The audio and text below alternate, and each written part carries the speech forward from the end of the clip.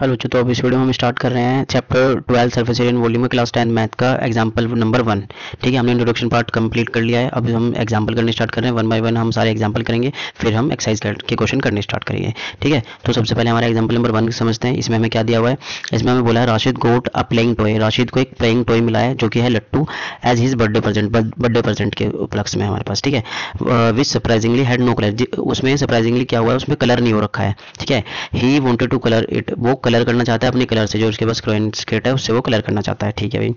The top is shaped like a cone surmounted bye hemisphere. जो उसके top है वो इस तरीके की है, जो इसमें इन्होंने हमें डायग्राम बताया कि कोन के ऊपर हेमिस्फीयर बना हुआ है, ये इन्होंने हमें यहाँ पे बता दिया है। ठीक है, फिर इन्होंने बोला है जो एंटायर टॉप जो हाइट है वो हमारी क्या है, क्या बोलते हैं 5 सेंटीमीटर है, एंड डायमीटर जो है वो क्या है उसका, वो बता दिया इन्होंने 3.5 सेंटीमीटर। ठीक है, देन ये कह रहा है find the area he has to colour. उन्होंने कहा एरिया बता दो कि उससे जो कलर करना पड़ेगा वो एरिया कौन सा होगा।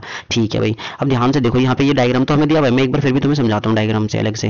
ये कौन है, अब कौन का आउटर पार्ट ही तो इसको कवर करना है, आउटर वाला पार्ट। ये चीज हम समझेंगे। जो ऊपर हेमिस्फीयर है वो भी तो आउटर वाला पार्ट ही कवर करना है। तो देखो इसका भी कर्व्ड सरफेस एरिया चाहिए हमें, इसका भी कर्व्ड सरफेस एरिया चाहिए। तो अगर हम ध्यान से समझे, जो हमारे पास दो शेप दी हुई है, दो शेप को मिलाकर बनता है लट्टू, तो दोनों का ही कर्व्ड सरफेस एरिया आ रहा है, क्योंकि बाहर वाली साइड जो देखो हमारे पास दोनों का कर्व्ड सरफेस एरिया बनेगा। तो अगर हम दोनों का कर्व्ड सरफेस एरिया निकाल के ऐड कर दें तो हमारे पास पूरा लट्टू का ये हमारा एरिया बन जाएगा जिसपे उसे कलर करना है। तो हम इस तरीके से हमें एक सोल्व करना था, ऐसे समझना था। अब जो जो चीज उन्होंने हमें गिवन दी है ना वो लिख लेते हैं, और ये यहाँ से रफ वाला पार्ट हटा देते हैं। ध्यान से समझना, समझ में आएगा अच्छे से। ठीक है, तो अब हमें गिवन में क्या बोला है इन्होंने। सबसे पहले जो हमारे पास हाइट ऑफ टॉय है, जो हाइट ऑफ टॉय है वो हमें कितनी दी हुई है, वो दी हुई है 5 सेंटीमीटर। फिर इन्होंने टोटल लिख दिया, तो हमें पूरी हाइट ऑफ टॉय इन्होंने हमें 5 सेंटीमीटर दी हुई है। और इन्होंने हमें डायमीटर जो दिया हुआ है, डायामीटर जो हमें दिया हुआ है वो दिया हुआ है 3.5 सेंटीमीटर। तो हमारे पास रेडियस कितनी हो जाएगी भाई। रेडियस कैसे निकालते हैं हम, रेडियस होती है डायमीटर को हम 2 से डिवाइड करते हैं तो हमारे पास क्या आ जाती है, रेडियस आ जाती है। ये हमने यहाँ पे रेडियस हो गई। अब हमें फाइंड क्या करना है वो चीज़ देख लेते हैं। फाइंड हमें करना है area of toy, curved surface area of toy. इनके अकॉर्डिंग हमें curved surface area of toy find करना है। वो कैसे होगा वो चीज़ हम यहाँ पे सॉल्यूशन में देखते हैं। पहले हम जो फाइंड करना है हमें वो कैसे हो सकता है वो चीज़ हम यहाँ पे लिख लेते हैं। तो हमने यहाँ पे देखा जो हमारा curved surface area of toy आएगा सॉल्यूशन में, curved surface area of toy वो हमारे पास दो एरिया को प्लस करके बनता है। एक तो हमारे पास कर्व्ड सरफेस एरिया क्या होना चाहिए, ऑफ हेमिस्फीयर होना चाहिए, हेमिस्फीयर, प्लस में कर्व्ड सरफेस एरिया ऑफ क्या होना चाहिए हमारे पास, कोन होना चाहिए। इन दोनों को ऐड कर देंगे तो हमारा curved surface area of toy बन जाएगा, जो हमारा रिक्वायर्ड एरिया है। अब देखो हमारे पास इसका curved surface area of hemisphere, इसका फॉर्मूला होता है 2πr², ये होता है। ठीक है, प्लस में कोन का हमारे पास क्या होता है कर्व्ड सरफेस एरिया का, वो πr_l। अब देखो मैंने पहले फॉर्मूला इसलिए लिखा ताकि हमें पता लग जाए किस किस चीज़ की हमें जरूरत पड़ेगी। हम यहाँ पे ध्यान से देखें, हमारे पास यहाँ पे अगर हम समझें, यहाँ पे हमारे पास देखो रेडियस की जरूरत है, स्लांट हाइट की, एल का मतलब स्लांट हाइट होता है, इसकी जरूरत है। तो ये चीज़ हमें यहाँ पे फाइंड करनी है। अब ये चीज़ हमारे पास ये यहाँ है, हम देखते हैं हमारे गिवन वाले पार्ट में रेडियस तो मिल जाएगी हमें ये रही, और हमारे पास हाइट ऑफ टॉय है, ना ही हमारे पास एल है स्लांट हाइट। ठीक है, तो वो फाइंड करने के लिए हमें कैसे, देखो स्लांट हाइट का हमारे पास फॉर्मूला होता है, मैं तुम्हें वो बताता हूँ जो हमने इंट्रोडक्शन पार्ट में देखा था। एल का फॉर्मूला होता है √h² + r²। अब हमारे पास ध्यान से देखें, कोन की तो हमारे पास हाइट भी नहीं है, ये वाली जो हाइट है, मैं कलर चेंज करता हूँ नजर नहीं आ रहा है, जो कोन की ये वाली जो हाइट होती है ये भी नहीं है हमारे पास। तो पर हम ध्यान से देखें, अगर ये हेमिस्फीयर वाला ये वाला पार्ट अगर मैं इस टोटल हाइट में से माइनस कर दूं जो कि रेडियस होता है, देखो यहाँ से लेके यहाँ तक वाला पार्ट दोनों ही ये रेडियस होते हैं, अगर ये माइनस कर दूं तो कोन की हाइट बचेगी 5 में से अगर मैं 3.5 का जो हाफ है रेडियस माइनस कर देता हूँ तो हाइट बचेगी हमारे पास। तो सबसे पहले मैं क्या करूंगा, यहाँ पे हमें फाइंड करना पड़ेगा हाइट ऑफ कोन। तो हाइट ऑफ कोन कैसे आएगी हमारे पास, 5 माइनस रेडियस। ठीक है, तो 5 माइनस अगर मैं रेडियस करता हूँ, रेडियस हमारी कितनी है 3.5 डिवाइड बाई 2, और इसको सिंप्लीफाई करता हूँ अगर मैं, तो हमारे पास 5 माइनस 3.5 को 2 से डिवाइड करूंगा तो मेरे पास आएगी 3.25। डिवाइड कैसे करा, सॉरी 1.25, 1.75 आएगी, 1.75। यार ये रेड पेन सही चलता ही नहीं है, ज़्यादा डार्क हो गया इससे।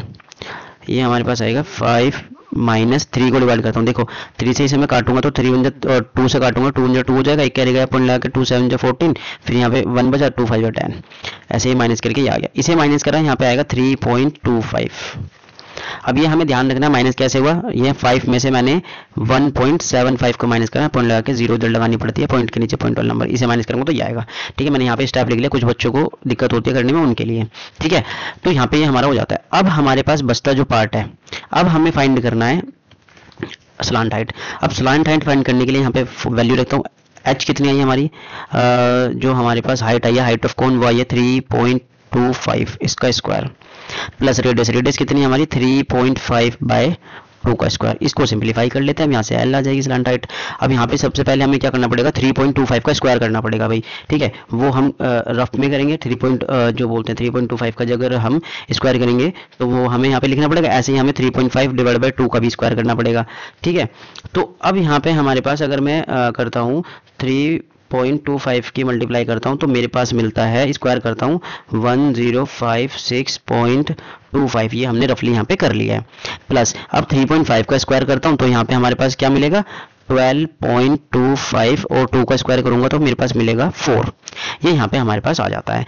ठीक है, अब देखो अगर ये चीज़ कैसे करी है मल्टीप्लाई वगैरह, ये तो देखो बेसिक है बिल्कुल। मल्टीप्लाई देखो स्क्वायर का मतलब ये तो होता है, हमने 3.25 की मल्टीप्लाई 3.25 में कर दिया है, इसे मल्टीप्लाई करी तो हमारे पास जो आंसर आया वो हमने यहाँ पे लिख दिया है। ठीक है, ये बेसिक था हमारे पास। ठीक है, तो इतना तो सबको आना चाहिए क्लास 10th के बच्चों को। उसके बाद अब इसको आगे सिंपलीफाई करते हैं। अगर देखो मैं इसे 4 से डिवाइड करूंगा तो कोई ना कोई डेसिमल में वैल्यू आएगी, वो लिखनी भी पड़ेगी हमें, तो मैं यहाँ पे इसे सिंपलीफाई करके डेसिमल में वैल्यू लिख लेता हूँ। 4 से डिवाइड करूंगा तो ध्यान से देखो 4 से डिवाइड करता हूँ इसे, यहाँ पे होता है 4 3 12 होता है हमारे पास। ठीक है, पॉइंट 2 पे नहीं चलेगा, 0 लगानी पड़ेगी तो पूरे पे चलेगा, तो ये होता है हमारे पास 4 6 24, फिर 1 क्या रहेगा 4 2 8, मतलब ऐसे वैल्यू यहाँ पे चलती रहेगी, लगभग हमारी वैल्यू ये आ जाती है। अब मैं इसमें ऐड करता हूँ इसे, तो ऐड करूंगा तो यहाँ पे अगर हम देख रहे हैं तो इसको ऐड करूंगा लगभग हमारे पास वैल्यू आएगी, ये हमारा 1056.25 और 3.062 समथिंग में ये है हमारे पास। स्क्वायर करता हूँ 2 यहाँ पे 5 6 11, यहाँ पे 3.9501, ये आ गया हमारे पास 1059.312। ठीक है, ये आ गया हमारा लगभग वैल्यू हमारे पास क्या आ जा रही है, ये आ जा रही है। ठीक है, अब इसका रूट फाइंड करना है भाई। रूट फाइंड करने के लिए हमें डिवीजन मेथड यूज करना पड़ता है, तो हमें क्या करना पड़ेगा, लगभग हमें वैल्यू देखनी पड़ेगी, ये अप्रोक्स किसके स्क्वायर के ये करीब है, ये चीज़ हमें यहाँ देखनी पड़ेगी। तो हमने देखा कि भाई ये हमारे पास जो है 37 के स्क्वायर के पास है, तो 37 के स्क्वायर के लगभग आ रहा है, तो मैं यहाँ पे 3.7 लिख देता हूँ। ठीक है, इसकी सोल्व करके देखो तुम ये रूट भी फाइंड कर सकते हो, स्क्वायर रूट इस तरीके से 1059.312 इस तरीके से पेयर बना के ना, ये जैसे रूट फाइंड करते हैं ना 8th क्लास में जो सीखा था उस तरीके से। पर मैं यहाँ पे डायरेक्ट वैल्यू लिख रहा हूँ कि ऐसी वैल्यू कि इसका जो रूट आएगा वो आएगा हमारे पास 3.7 सेंटीमीटर। ये अप्रोक्स में है भाई, ये एग्जैक्ट नहीं है क्योंकि इसकी एग्जैक्ट वैल्यू नहीं हो सकती। ठीक है, तो इसलिए ये मैंने यहाँ पे अप्रोक्स में वैल्यू ले लिया, अप्रोक्सीमेट स्लांट हाइट मैंने यहाँ पे ऐसे फाइंड कर लिया। अब ये भाई ध्यान से समझना किस तरीके से हो रहा है, क्योंकि देखो ये रूट वाली वैल्यू देखो इस चैप्टर में कैलकुलेशन ही है, मेनली कैलकुलेशन ही किस तरीके से हो रही है वही है। डिवाइड मल्टीप्लाई भी थोड़ी लेंथी होती है, तो वो चीज़ समझ के करनी है। ठीक है भाई, तो यहाँ पे हमने क्या करा, इसका स्क्वायर रूट फाइंड कर दिया अप्रोक्सीमेट, और यहाँ पे हमने लिख दिया है। ठीक है भाई, तो हमारे पास अब ये हमारे एल में मिल गया। अब यहाँ पे इसे आगे हम सिंप्लीफाई करना स्टार्ट करते हैं। हमारे पास सबसे पहले इसमें क्या दिया हुआ है, अब देखो इसे हम देखो इसको अलग भी सोल्व कर सकते हैं, इसे भी अलग सोल्व कर सकते हैं, पर अगर ऐसा करेंगे ना थोड़ा लेंथी हो जाएगा, कैलकुलेशन भी लंबी हो जाएगी। हम क्या करेंगे यहाँ पे सिंप्लीफाई, इसमें से जो कॉमन आ रहा है ना वो लिखेंगे।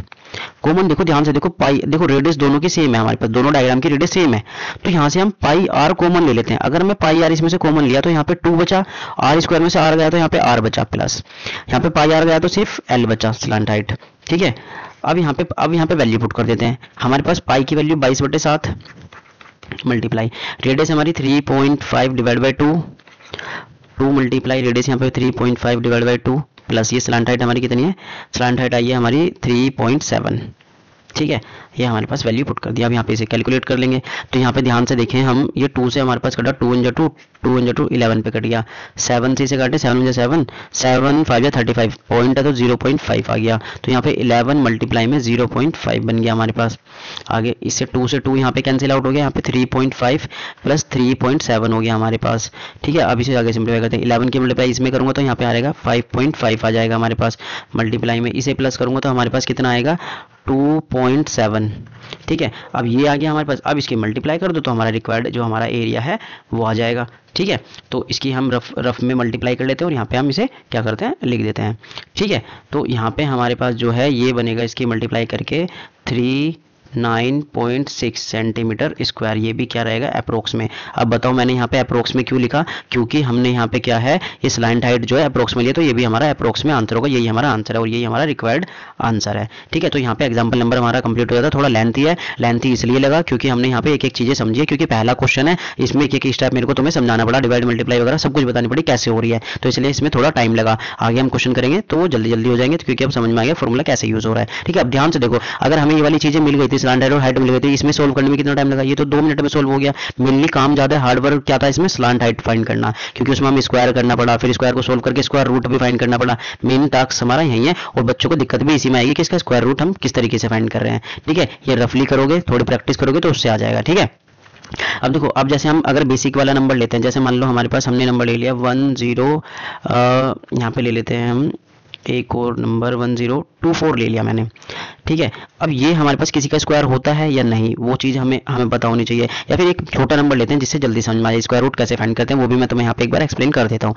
जैसे मैंने ले लिया 625 ले लिया। ठीक है, हम क्या करते हैं पीछे से पेयर बनाते हैं, यहाँ पे पॉइंट भी लगा देता हूँ। चलो मैं यहाँ पे पॉइंट लगा देता हूँ, ये हमारा पॉइंट हो गया, मान लो पॉइंट लगा दिया मैंने यहाँ पे। ठीक है, अब पीछे से पेयर बनाऊंगा, दो के पेयर बनाऊंगा, यहाँ पे सिंगल नंबर बच रहा है तो सिंगल लिखेंगे। अब यहाँ पे देखेंगे 6 क्या किसी का स्क्वायर होता है, नहीं होता। इससे छोटा किसका नंबर स्क्वायर होता है, हाँ 2 का स्क्वायर क्या होता है 4, है ना। इससे छोटा 4 का होता है ना, 2 का स्क्वायर क्या होता है 4, तो यहाँ पे 2 लिखेंगे दोनों तरफ, तो यहाँ पे आया हमारे पास 4। अब इसे 6 में से 4 का यहाँ पे 2 बचा, पॉइंट आ गया तो पॉइंट लगा देंगे हम यहाँ पे। ये हमारे पास 25 एज इट इज उतार लेंगे यहाँ पे। इन दोनों को प्लस करेंगे, प्लस करा तो हमारे पास कितना आया यहाँ पे 4। ठीक है, इन दोनों नंबर को प्लस करा तो हमारे पास कितना आया 4। अब यहाँ पे हमें सोचना कोई ऐसा नंबर कि जो इसके करीब आ जाए या इसके बराबर नंबर आ जाए। ध्यान से देखो, अगर मैं 5 लिख देता हूँ यहाँ पे 5 5 कितना होता है 25, दोनों जगह लिखना होता है नंबर। 5 5 25, 5 यहाँ 2 कैरी, 5 4 20 और 2 प्लस करा 22। ठीक है, यही नंबर बन गया सेम टू सेम हमारे पास, तो यहाँ पे आ गया 2 2 5। ये कैंसिल आउट हो गया पूरा, तो किससे मुझे यहाँ पे मल्टीप्लाई करनी पड़ी 5 से। तो ये किसका स्क्वायर रूट हुआ, देखो 6.25, ये किसका रूट हुआ, ये 2.5 का रूट हुआ, क्योंकि ये इसका स्क्वायर होता है। इस तरीके से हमें फाइंड करना होता है। ठीक है, ये मैंने तुम्हें एक रफली समझा दिया है कि इस तरीके से हम रूट फाइंड करते हैं। तो यहाँ पे एग्जाम्पल नंबर 1 कंप्लीट होता है। मिलता है नेक्स्ट वीडियो में नेक्स्ट एग्जाम्पल के साथ।